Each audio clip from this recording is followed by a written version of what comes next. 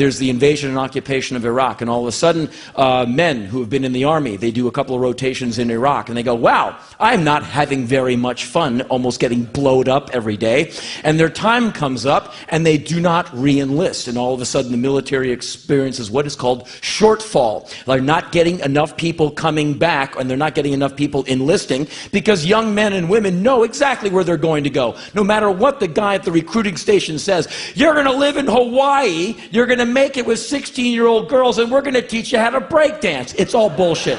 You know you're going to go to Baghdad fairly immediately. And so a lot of people went, no. And so the army, not to show that there was this shortfall, they basically reduced the number of soldiers they said they needed. So they said, well, we're almost at quota. No, actually, you did that by shrinking the size of the pizza so the slices look bigger. But you're not really doing anything because you're too afraid to say there's a lot of people who are saying no to the invasion and occupation of Iraq. And that is when the army ads, they got some MTV producer in there, and the army ads got really fucking cool after that. And now army ads have some massively hardcore drop D tuning, new rock kind of thing. And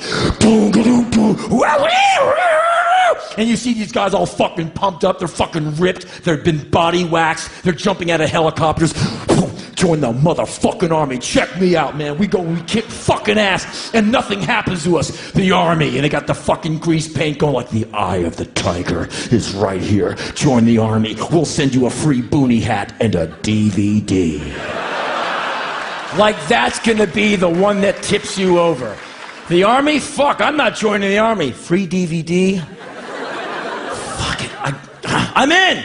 I'm in. You got me with a DVD, and I love the hat. And so I don't know what these young men think they're doing when they sign up thinking, it's going to be awesome, I'm going to wear this grease paint and jump out of helicopters and shit and hold guns and kick some fucking ass and strike some poses. I just wish that a lot of those guys who sign up could see what I see. I visit Walter Reed Army Medical Hospital, I visit Bethesda Naval Medical Hospital, and I hang out with young men with their testicles removed from their bodies, with their arms and legs blown off their bodies, with their limbs sewn back on. I visit men who have so many tubes coming out of their bodies that they no longer have internal organs to process food or remove poison and waste from their systems, and they're going to be hooked up to those machines for the rest of their lives. I meet adult men who are going to be in diapers for the rest of their lives, and sometimes the crap bucket is right next to the bed full of their excrement, and you have to stand there in that room. It's like the 9-foot spear coming through your uncle's head, and you just pretend you don't see it, and you just smell that guy's shit as you talk, like, hey man, how you doing? Move the bucket of shit out of the way and lean and go like, hey, what's going on? Having a great day? Wow. And the last time I was at Bethesda Naval Medical Hospital a few months ago, I met a lot of guys who have what's called TBI, traumatic brain injury. And one guy I met, he had so much of his brain removed that his skull was also removed, that the head was deflated like a basketball with no air in it, and the head was physically drooping over his forehead like he was wearing a chapeau of his own head. And he had a cup on the side of his head to drain the cerebral spinal fluid because they've been operating on the guy. And the doctor told me that eventually they're going to put an implant in his head and inflate it, and his head will reinflate and look somewhat normal. And so he wanted a visit from me. He wrote down his name, or his parents wrote down the kid's name on the clipboard, and I was sent in to hang out with this guy to 5 or 7 minutes. That's all they give you.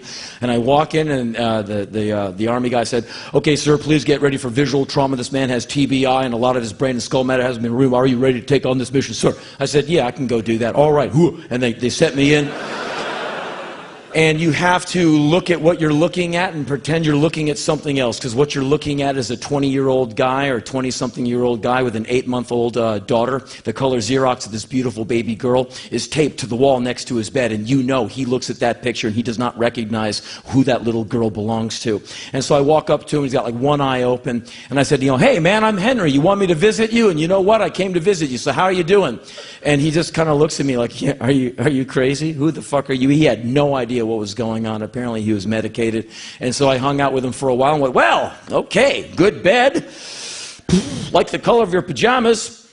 Okay, well, I guess I'll be going. And we had no conversation whatsoever because he has about this much of his brain left in his head. I don't see the sexy part of this yet. The kids with their arms and legs torn off, or one eyeball gone, and their nose gone. I'm not seeing the sex appeal of this yet. Someone has to kind of help me find the sexy part of this yet. And this happens all over the world, where we try and make war and all this kind of danger some kind of fucking turn on. And I think we should start going the other way. I think we should start flashing photos of maimed soldiers on the front page of every newspaper until the entire world vomits and gets sick and says, wow, it's 2008. Let's just stop this shit, get into the streets and put on the P-Funk and start partying. Because it's really time to choose something different. And thanks.